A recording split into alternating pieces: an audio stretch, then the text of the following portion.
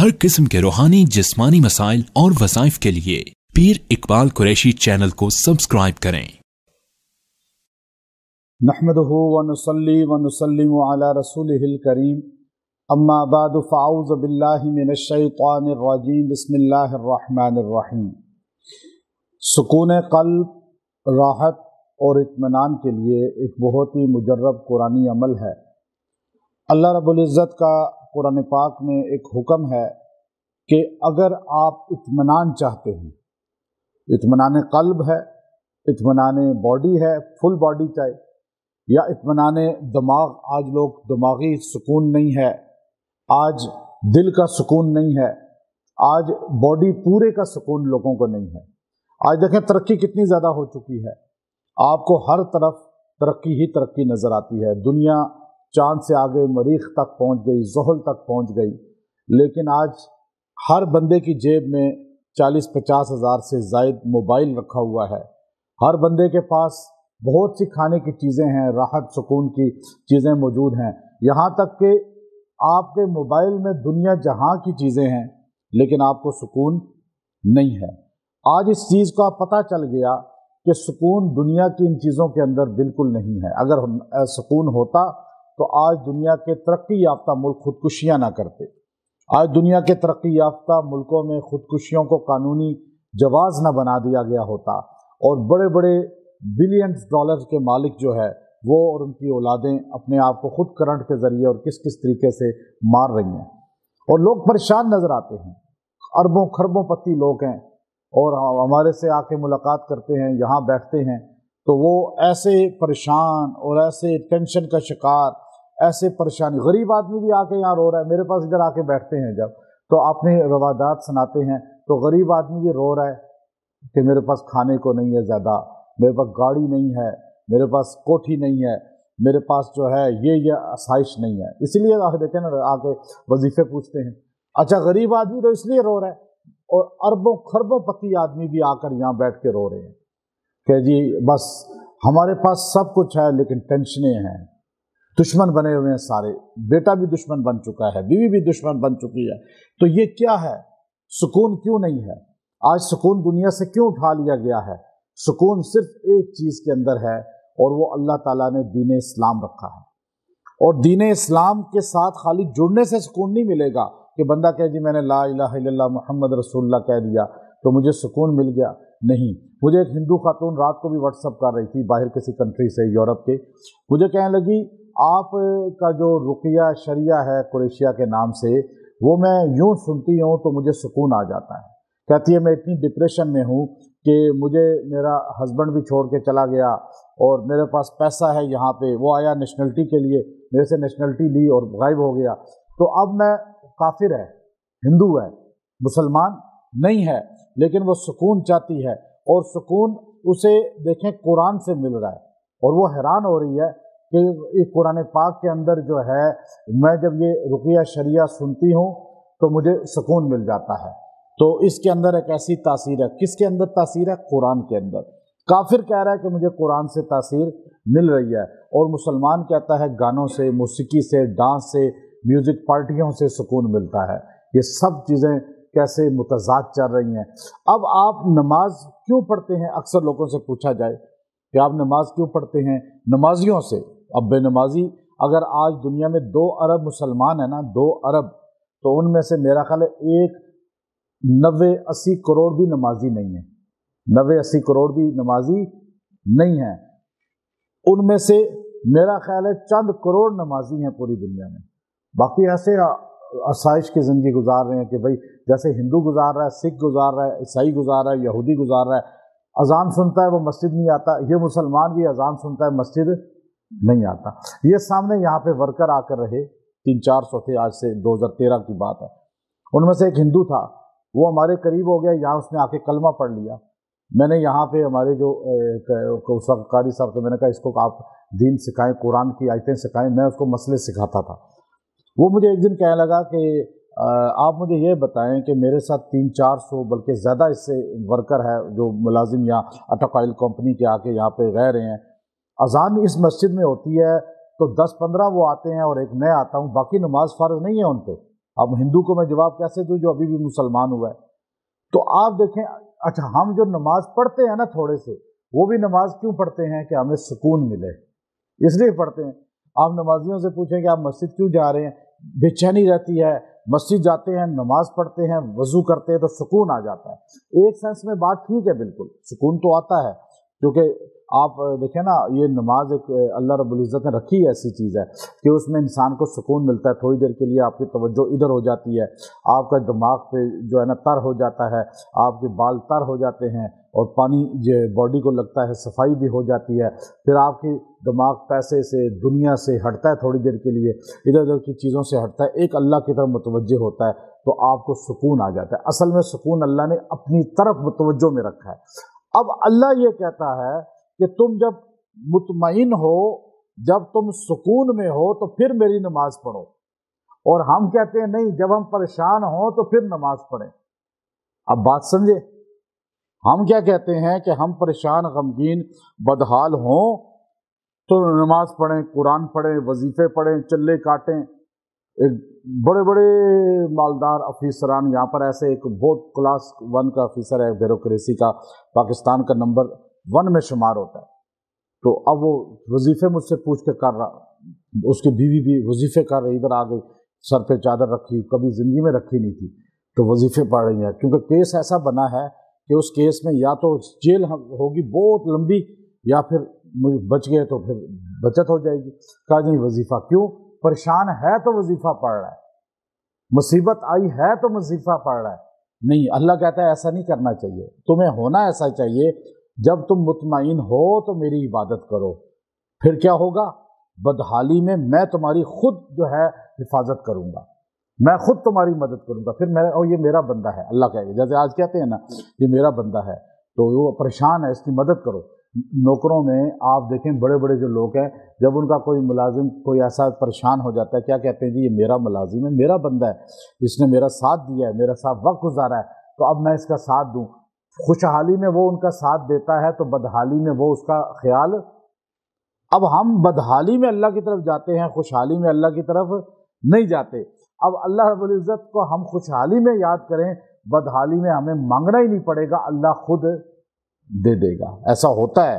اب یہ آیت ہے 103 نمبر سورۃ النساء کی، یہ میں آپ کو بتاتا ہوں۔ اللہ تعالیٰ نے پیچھے نماز کا ذکر کیا، فَإِذَا قَضَيْتُمُ الصَّلَاةَ فَاذْكُرُوا اللَّهَ قِيَامًا وَقُعُودًا وَعَلَىٰ جُنُوبِكُمْ۔ اس کے بعد تم نماز جب پڑھ لو، پھر تم اللہ کو یاد کرو، بیٹھے ہوئے، کھڑے ہوئے، کروٹ لیے ہوئے، کسی بھی حالت میں، یعنی نماز کے بعد بھی اللہ کو یاد کرو۔ فَإِذَا قَضَيْتُمُ الصَّلَاةَ، یہ نہیں کہ خالی نماز میں اللہ کو یاد کرو، بلکہ نماز پڑھ کے بھی بعد میں بھی اللہ کو یاد کرو۔ یہ نہیں کہ مسجد میں ٹوپی اٹھائی، نماز پڑھی، وہیں ٹوپی رکھی اور دین بھی وہیں رکھ کے باہر نکل گئے، دکان پہ جا کے جھوٹ بول رہے ہیں، مزدوری کر رہے ہیں تو جھوٹ بول رہے ہیں، حکومت کر رہے ہیں تو جھوٹ بول رہے ہیں، عدالت میں بیٹھے ہوئے تو جھوٹ، فراد، رشوت، دھوکہ، تھانے کچہری میں بیٹھے ہوئے ہیں، کسی بھی جگہ بیٹھے ہوئے ہیں۔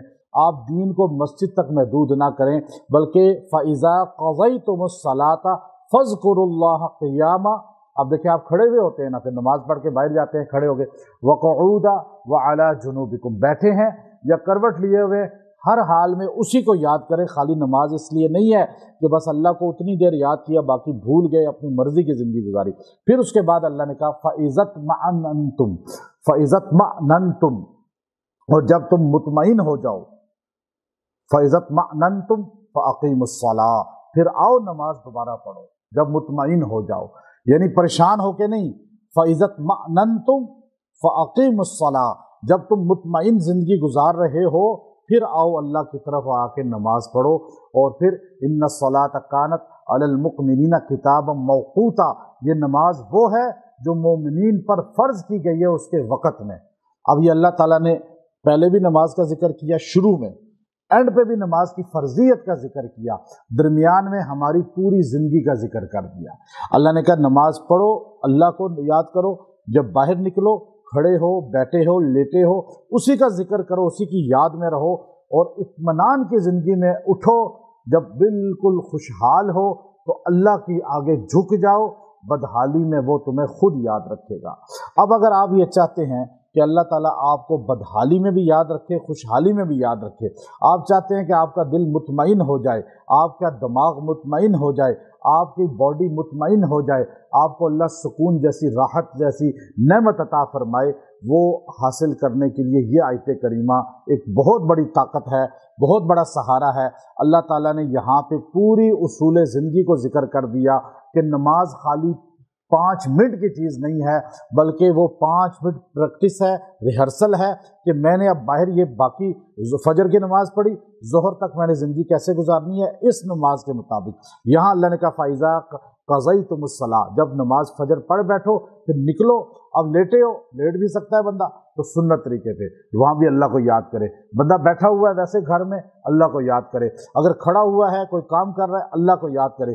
اب دیکھیں یہاں آج اس دور کے اندر یہ آیت کتنا بڑا اللہ کی طرف سے ہمیں ایک میسیج ہے کہ آپ اگر آفس میں ہیں، آج جاب کر رہے ہیں، آپ یا تو کھڑے ہوں گے یا بیٹھے ہوں گے، دو میں سے ایک کام ہوگا، گھر میں ہیں تو لیٹے ہوں گے، اب آپ دکان پہ ہیں یا کھڑے ہوں گے، ملازم یا باس بن کے بیٹھے ہوئے ہوں گے۔ اللہ نے یہاں تینوں کا ذکر کر دیا کہ اگر تم کھڑے ہو، اگر تم بیٹھے ہو، اگر تم لیٹے ہو، یہ 3 ہی صورتیں ہوتی ہیں۔ اللہ نے کہا یاد کس کو کرنا ہے؟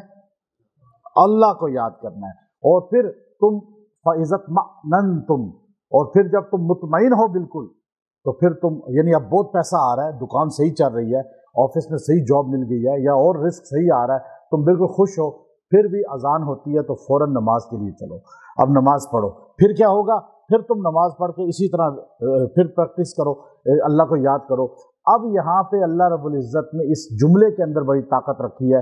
اگر مثال کے طور پہ آپ اطمینان چاہتے ہیں تو آپ لیٹنے سے پہلے، یعنی آپ تھوڑی دیر کے لیے قیلولہ کریں دن کو لازمی، اس ٹائم یا آپ نماز سے پہلے ایک مرتبہ اس کو پڑھ لیں، یا آپ کسی بھی وقت آپ اس کو پڑھ کے اپنے سینے پہ، دل پہ پھونک دیں گے، اللہ تعالیٰ آپ کو اطمینان عطا فرمائے گا۔ اور اگر یہ آیت کریمہ جو ہے، یہ آیت کریمہ بڑی طاقتور ہے، اور اتنا جملہ 103 آیت سورۃ النساء، فَإِذَا اطْمَأْنَنْتُمْ فَأَقِیمُوا الصَّلَاةَ، اب اتنا جملہ آپ پڑھا کریں اور یہ پڑھ کے سینے پہ پھونکا کریں۔ نماز میں آپ کا دل نہیں لگتا، نماز میں وسوسے خیالات آتے ہیں، تو اس سے پہلے آپ ایک بار پڑھ کے اپنے سینے پہ پھونک دیں، اللہ تعالیٰ آپ کو اطمینان کے ساتھ نماز والا بنائے گا۔ نماز سے پہلے اس کو پڑھ لیں گے تو آپ مطمئن ہو کر نماز پڑھیں گے، گویا کہ آیت کے مصداق بن گئے۔ قرآن پڑھ رہے ہیں، کوئی بھی ذکر کر رہے ہیں، وظیفہ پڑھ رہے ہیں، توجہ نہیں ہوتی تو اس سے پہلے اس آیت کو ایک بار خالی پڑھ لیں، اللہ تعالیٰ سکون اور قلب کی توجہ عطا فرمائے گا۔ آیت سارے پڑھ لیں، الفاظ تھوڑے سے آپ کو یہ 2 بار نون 2 بار ہے اس میں۔ فَإِذَا اطْمَأْنَنْتُمْ،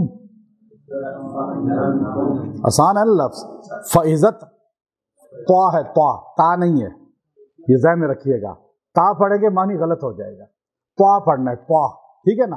فَإِذَا اطْمَأْنَنْتُمْ فَأَقِیمُوا الصَّلَاةَ، آسان ہے نا بھائی، اس کو آپ پڑھیں، کتنا آسان ہے۔ آپ جب بہت پریشان ہو، دل پہ ہاتھ رکھ کے اس کو 33 ٹائم پڑھ کے پھونک دیں۔ اگر آپ کو کوئی پریشانی بہت پڑ گئی ہے، آپ کو کوئی بہت زیادہ کوئی ٹینشن آ گئی ہے، بہت زیادہ جو ہے کوئی مشکل آن پڑی ہے، آپ کی زندگی میں کوئی بے سکونی آ گئی ہے، کوئی بھی کسی قسم کی، آپ سنتے ادا کریں نماز کی، عورتیں گھر میں، مرد مسجد میں، سنتے ادا کر کے کسی بھی نماز سے پہلے، سنتوں کے بعد فرضوں سے پہلے بیٹھ کر اسے 70 بار پڑھیں، 70 ٹائم پڑھ کے دعا کر لیں، اللہ تعالیٰ وہ ٹینشن، وہ پریشانی آپ سے یوں دور کر دے گا۔ کیوں؟ اللہ نے خود کہا ہے جب مطمئن ہو تو نماز پڑھو۔ آپ تو ٹینشن میں ہیں، آپ تو کسی پریشانی میں ہیں نا، اب آپ اتنے لوگ بیٹھے ہیں، آپ ساروں کی پریشانیاں مختلف ہیں، ہر ایک کی ایک جیسی نہیں ہے، لیکن آپ کی پریشانیوں کو میں کبھی نہیں جان سکتا، لیکن جانتا کون ہے؟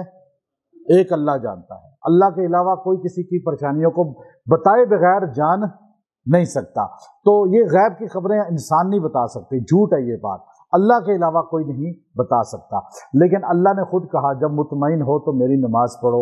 اب آپ پریشان ہیں، آپ اللہ کے سامنے یہ وظیفہ پڑھیں، اس کے بعد عورت گھر میں مصلی پہ، مرد مسجد میں یا گھر میں ہی پڑھ سکتا ہے، کسی بھی جگہ مصلی پہ پڑھ سکتا ہے، پھر فرض ادا کرے۔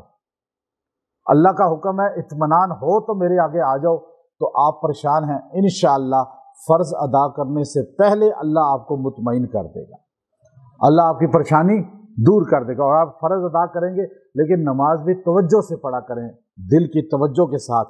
فَإِذَا اطْمَأْنَنْتُمْ، ایک معنی یہ بھی ہے مفسرین نے لکھا کہ جب مطمئن ہو تو کھڑے ہو میرے سامنے، یہ نہیں کہ ادھر دکانوں کا حساب کر رہے ہو، ادھر اپنے کھیتی باڑی کا حساب کر رہے ہو، اپنے دفتر کی چیزوں کا حساب کر رہے ہو، بچوں کے اسکول کالج کی چیزوں کا، گھر کے کھانے کے سودا لے کے جانا ہے، نہیں، اطمینان کے ساتھ جو نماز پڑھے گا اللہ اسے اطمینان کی زندگی دے دے گا۔ اور بعض مجدد الفسانی رحمۃ اللہ علیہ نے لکھا کہ جو بے سکونی کے ساتھ نماز پڑھے گا اس کی زندگی بے سکون ہو جائے گی، جو سکون کے ساتھ نماز پڑھے گا اس کی زندگی خود بخود سکون پہ آ جائے گی۔ آج زیادہ نمازیوں کی زندگی بے سکون ہے، کیوں کہ وہ نماز ہی ایسے جلدی جلدی پڑھتے ہیں، ایسے ٹالنے کے لیے سجدہ، رکوع، یہ وہ، پڑھا کیا 80% کو پتہ ہی نہیں ہوتا کہ میں نے سورہ فاتحہ پڑھی بھی ہے یا نہیں، سلام پھیر کے سوچ رہے ہوتے ہیں کہ میں نے سورہ فاتحہ، ایسے تیزی سے پڑھتے ہیں، دل کے اندر پڑھتے ہیں، نہیں، آپ زبان سے پڑھیں، آپ کے کان سنیں، آہستہ آہستہ، اور توجہ سے رکوع سجدہ کریں، اور یہ آیت پڑھیں، اپنی زندگی کا وظیفہ بنا لیں، انشاءاللہ اس سے آپ کی زندگی پرسکون ہو جائے گی۔ وآخر دعوانا الحمدللہ رب العالمین۔